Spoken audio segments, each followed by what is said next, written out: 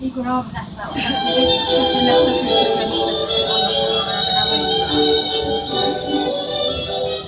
nu måste jag höra vad som ska gå av så jag vet vad jag ska spara.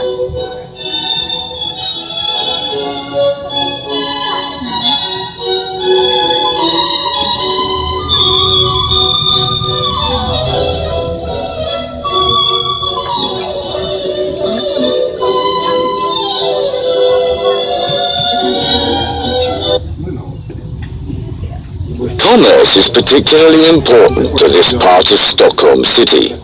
In the 1950s, the area underwent a major redevelopment. 300-year-old buildings were torn down to make way for a brand new city centre. The new buildings were designed with trade and industry in mind, inspired by the United States. Today, you'll find a number of large department stores and shopping streets here. But if you get tired of shopping, there are of course plenty of other options. Kulturhuset, the culture house, is well worth a visit once you've had your fill of retail therapy. This is the large glass-fronted building which is home to Stockholm City Theatre, exhibition spaces and restaurants. At Kulturhuset's library, you can read newspapers from all over the world. At 37.5 meters high, that's approximately 120 feet, and weighing in at 130 tons, the tall glass obelisk in front of Kulturhuset is one of the world's biggest glass sculptures. It's made up of 80,000 small glass prisms, and if you're fortunate enough to see it lit up from within, you can really appreciate its full splendor. The area that we're coming up to is called Sergel's Torg, T-O-R-G, but it's pronounced Torg.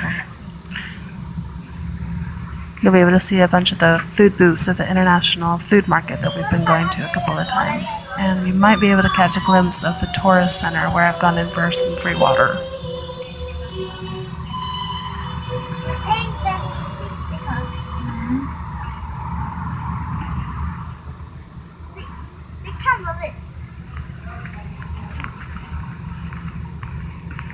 There are a ton of bikes all over the place, and the crime rate is so low that they don't even lock up their bikes.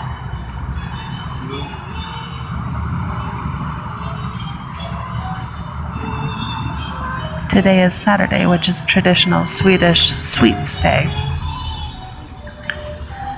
They developed the tradition of only having sweets once a week based on some rather cruel research done at a mental health hospital in the 50s and 60s or the 40s and 50s.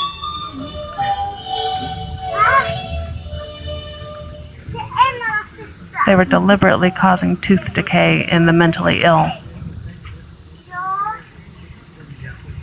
Oh, it's starting to rain again.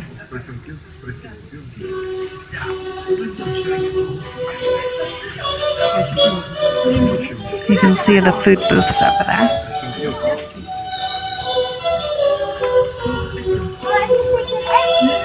I'm hoping today to get fika. It's a traditional Swedish experience where you have juice or coffee or tea with a baked good. Hopefully you find a nice place to sit down and just kind of people watch.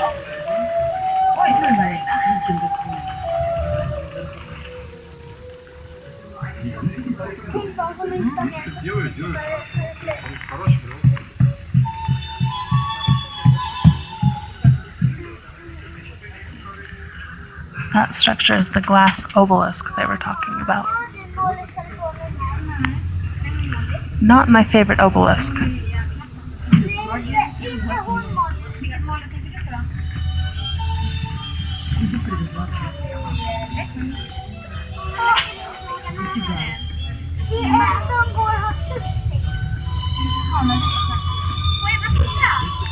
There's a food booth here that has kangaroo meat, all sorts of weird meat, camel meat, wild boar. It's an Australian booth.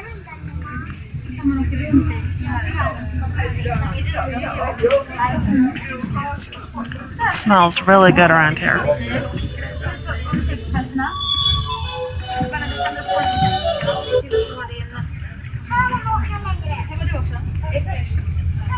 For safety reasons, we will now be closing the roof of the bus due to the tram wires coming up overhead.